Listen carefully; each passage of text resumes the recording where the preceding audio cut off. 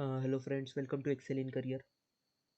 So this is the last problem that we have solved, that is sum of n numbers. So let's check. I am taking here int here, and so sum is equal to sum plus n, and here I have to write return.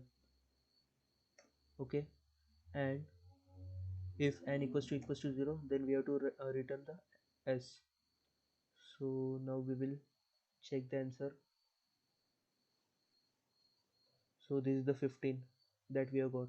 So I think you understand that how int function works.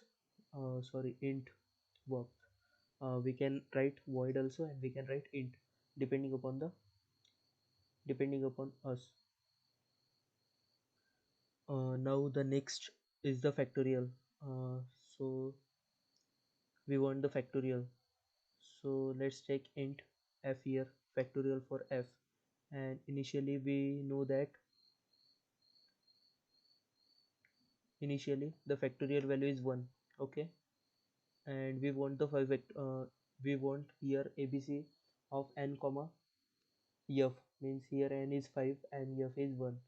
So we all know that if n equals to 0 or n equals to 1, you have to return f.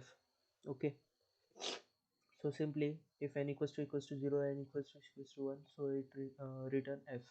Okay, otherwise factorial is equal to factorial into n. So simply we have write, and here I have to write f. We have updated the f just, so here we have write the return f. Okay, so the f value is returned to us. So simply we have to print out that statement, system dot out 1. So I simply here system dot out dot println abc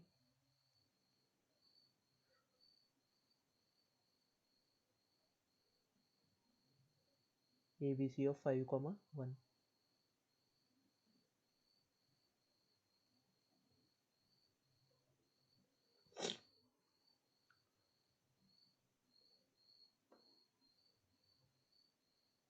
So simply now run it. So here we get the 120 answer.